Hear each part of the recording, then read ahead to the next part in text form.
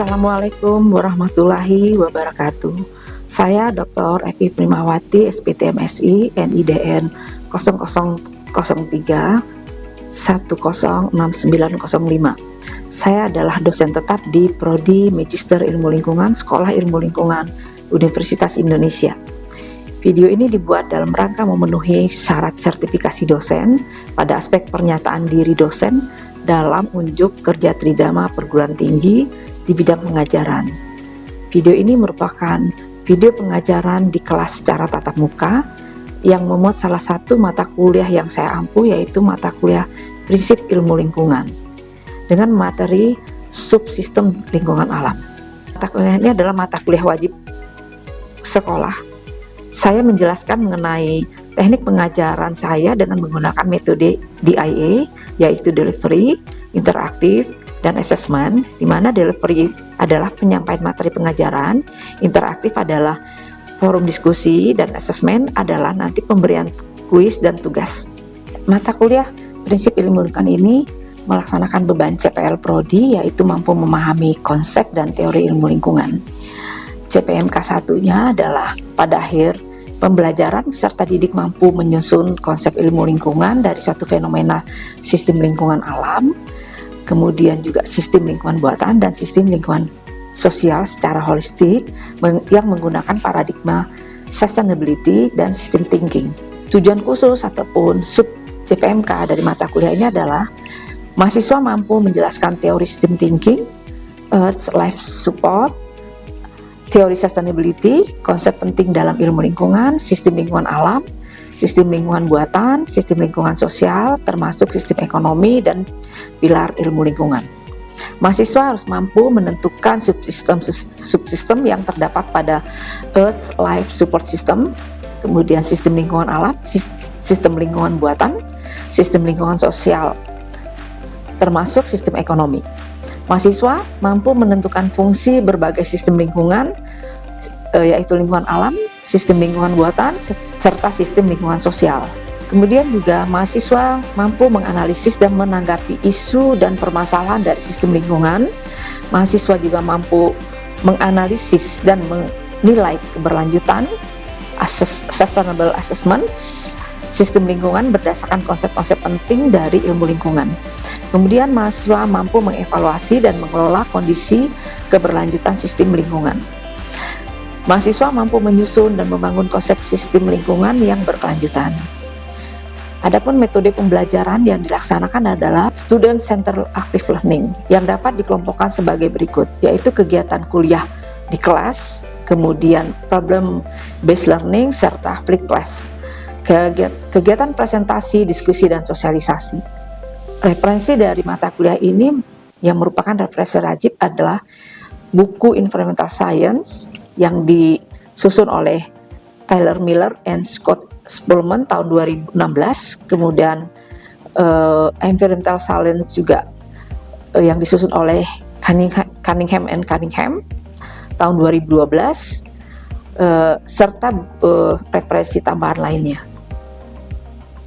Materi mata kuliah terdiri atas teori sistem thinking, kemudian sustainability serta konsep-konsep penting dari ilmu lingkungan, kemudian sistem lingkungan sosial, subsistem lingkungan alam yang akan saya jelaskan pada sesi ini, kemudian air, pangan, energi, dan subsistem lingkungan buatan, kemudian triple planetary crisis, anthropocene, kemudian polykrisis, kemudian juga sustainability assessment method, kemudian keberlanjutan keanekaragaman hayati, keberlanjutan sumber daya alam, keberlanjutan kualitas lingkungan, keberlanjutan masyarakat, dan konsep ilmu lingkungan dalam draft proposal tesis.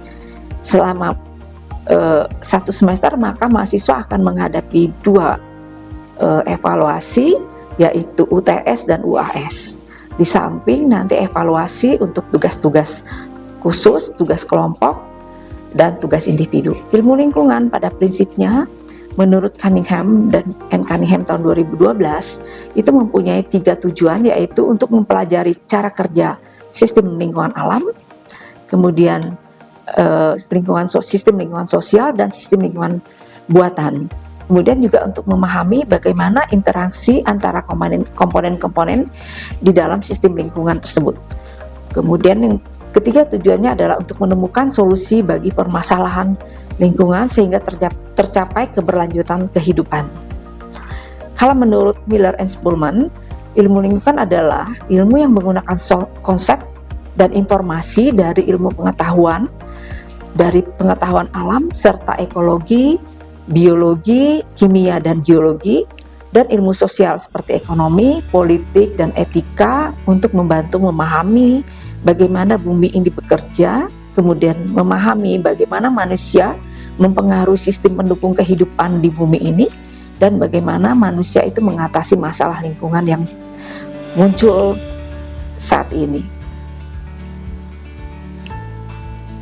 Ini adalah skema bagaimana hubungan antara lingkungan alam, lingkungan sosial dalam membentuk lingkungan buatan. Skema ini diambil dari Constanza et al. Tahun 2014, di mana di sini dapat dilihat bahwa lingkungan alam itu sudah tersedia. Kemudian bagaimana lingkungan sosial yang terdiri atas Bill Capital dan Human Capital, di mana Bill Capital itu adalah seperti kebijakan, kelembagaan, kemudian organisasi dan lain-lain. Kemudian Human Capital adalah sumber daya manusianya, yaitu baik kualitas maupun kuantitas. Ini dapat mempengaruhi atau memanfaatkan natural capital, yaitu lingkungan modal alam itu untuk membentuk suatu lingkungan buatan yang tujuannya adalah bagaimana terwujudnya suatu sustainable human well-being. Jadi terwujudnya sustainable human well-being dari skema ini itu sangat tergantung dari sosial kapitalnya. Bagaimana sosial kapital memahami natural capital berikut ekosistem services yang ada di alam. Kesalahan dalam memahami ekosistem services ini akan menyebabkan dampak buruk seperti yang terjadi akhir-akhir ini, yaitu degradasi lingkungan, pencemaran, serta bencana-bencana alam yang muncul akhir-akhir ini. Konsep dari human well-being ini harus lebih luas, dipandang secara lebih luas, di mana bukan semata-mata adalah wujudnya untuk kesejahteraan, tetapi lebih mencakup kualitas hidup, kebahagiaan, dan pemenuhan kebutuhan dasar, kesetaraan, serta keadilan. Dari prinsip ilmu lingkungan sendiri, ada 5 prinsip yang harus diimplementasikan dan dipahami, yaitu prinsip dasarnya meliputi interaksi, interdependensi, keanekaragam hayati atau biodiversity, harmoni, kemudian kemampuan yang berlanjut atau sustainability. Berikut adalah penjelasan tentang natural capital, yaitu yang tadi disebutkan pada skema berikutnya. Ada modal natural capital. Natural capital itu terdiri dari natural resources dan ecosystem services. Jadi natural resources itu adalah yang selama ini kita kenal dengan sumber daya alam yang sifatnya bermacam-macam. Ada yang renewable, dapat diperbarui, atau yang unrenewable, yang tidak dapat diperbarui. Tetapi hal yang lebih penting lagi dari natural capital adalah ecosystem services, yaitu jasa ekosistem yang ini baru kita kenal akhir-akhir ini, di mana kesalahan pelaksanaan pembangunan di masa lalu itu sering tidak memahami ekosistem services ataupun jasa ekosistem yang ada di alam ini. Baik, kita akan membahas lebih lanjut tentang natural services atau sering disebut dengan ecosystem services atau jasa ekosistem.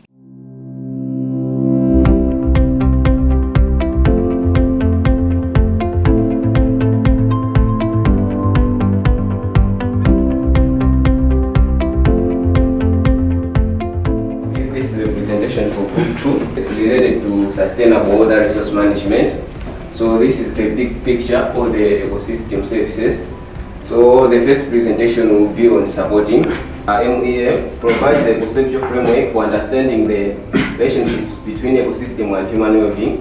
So this is the framework for MEA. So it was established around 2001. Regulating services, including benefits obtained from regulate, that was around 2003 that they established this. So within the ecosystem. So this process involves the uptake, storage, release. So this is by the plants to form in the process of. It is essential for maintaining soil health. Nutrient cycling process can help regulate nutrient levels in other bodies, reducing the risk of that contribute to the development of soil profiles and the creation of sustainable environment for plant growth. So it supports primary production by providing a medium access are essential for preserving soil qualities and preventing ecosystem stability by diversity conservation and the provision of ecosystem services. So primary production in aquatic ecosystem such as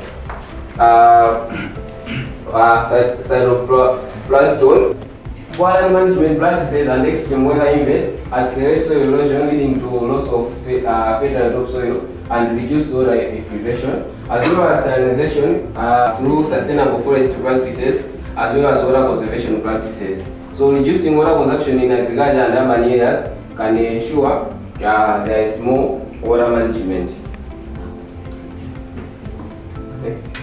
Tentang climate regulation, food regulation, disease regulation, and water purification. Nah, di sini saya akan meng-highlight sedikit tentang bagaimana water purification dalam case-nya di Indonesia, dan kemudian ada beberapa hal yang disinggung juga bagaimana regulating ini juga harus menjamin security, personal safety, secure resource access, security from disease, terus ada menjamin tentang basic material for good life, health, dan yang garis tipis ini adalah bagaimana good social relation secara intrinsik mungkin ya. Kemudian itu ada BOD, COD, TSSS, DO, T-fosfat, fecal poly, pH, kecerahan, klorofil, dan total nitrogen. Dimana peraturan-peraturan ini saling bisa menguatkan satu sama lain, yaitu bagaimana bisa menjamin water resource, solid waste, sanitasi, flood management, menghindari kebanjiran, dan yang lain-lainnya. Nah, tubuh ini dari data WHO bahwa konsumsi harian per orang dewasa itu 2-3 liter per hari, kemudian kebutuhan air untuk memasak 5-10 liter, kebersihan untuk personal 20-30 liter per hari, dan air untuk rumah tangga 20-30 liter per hari. Bawah. Kemudian yang aspek ketiga dari nutrisi pangan ataupun yang disediakan oleh ekosistem pertanian perkebunan hasil hutan juga berkontribusi pada kesehatan kebugaran tubuh. Next. Kemudian udara dan air bersih juga sangat penting untuk penunjang kesehatan dan feeling well. Kan sekarang nih mulai ini nih kita kekeringan di bulan kemarau dan kebanjiran di musim hujan. Menurut teman-teman, bagaimana pengelolaan sumber daya air yang berkelanjutan yang baik ke depannya? Apakah dengan melakukan konservasi dan restorasi ekosistem yang dianggap kurang seksi karena memerlukan waktu yang cukup panjang untuk dapat kembali pulih ke kondisi awalnya, atau dengan memanfaatkan teknologi seperti dengan pembangunan bendungan, pengaturan tata air dengan pembuatan terrace sharing atau sebagainya. Seperti itu mungkin pertanyaan. Memancing pemikiran kritis selanjutnya pasti. Dan tadi cukup bagus untuk yang disampaikan bahwa bagaimana kalau antara jalannya konservasi dan restorasi ekosistem bersama dengan pengembangan teknologi. Tapi itu merupakan hal yang positif sebetulnya untuk menjaga sumber daya air yang berkelanjutan seperti itu. Kalau dari saya mewakili kelompok saya pribadi, kenapa tidak kita kombinasikan keduanya sebetulnya? Karena itu merupakan hal yang positif sebetulnya. Konservasi dan restorasi memang butuh jangka waktu panjang, dan itu biasanya memang untuk jangka waktu panjang sendiri memang pasti akan butuh pendanaan yang juga panjang, dan butuh di dokumen perencanaan juga direncanakan secara baik. Tapi kita biasa menyiasati memang untuk seperti teknologi yang terkini gitu. Dan tadi juga untuk membangun dam atau bendungan tadi juga sebetulnya kan harus masuk dalam perencanaan juga untuk jangka panjang, karena kita tidak mungkin merencanakan pembangunan dam atau bendung itu hanya untuk skala 5-10 tahun. Bahkan kan untuk merencanakan pembangunan dam atau bendung itu kalau merefer ke negara maju bahkan sampai 100 tahun ke depan, 200 tahun ke depan seperti itu. Tapi itu semua saya tanggapi dengan itu positif, dan saya lebih setuju kalau itu bisa dikombinasikan keduanya seperti itu.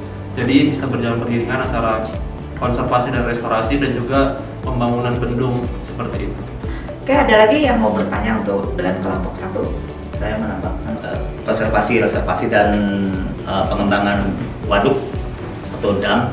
Kalau menurut saya untuk pengembangan bendungan atau waduk itu harus prudent karena beberapa kali kejadian resistensi masyarakat, apalagi pengembangan waduk di daerah hulu gitu ya, mengganggu lingkungan sekitar dan ada degradasi lingkungan.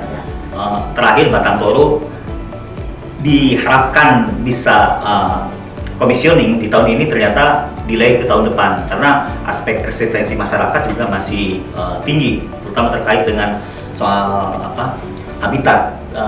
Kalau tidak salah owa di Mandailing di situ, sehingga kehati-hatian dalam mengembangkan bendungan juga patut dijaga. Tadi Mas Evan, Mas Samuel bilang bahwa pengalaman di Jerman dan Belanda untuk pengembangan bendungan itu dia melipat pada historical data selama 1 sampai 2 abad sebelumnya, sehingga tingkat kebocoran atau bendungan itu nihil. Nah, Cina yang saat ini menjadi salah satu negara yang sangat luar biasa mengembangkan energi terbarukan, salah satunya dari hydro, juga tidak bisa mengantisipasi kerap kejadian bendungan bocor akhirnya membawa korban bagi banyak orang. Nah, ini artinya pengembangan untuk bendungan juga perlu dilakukan secara prudent. Pertama dari aspek lingkungan dan juga perlu kajian yang mendalam, Bu.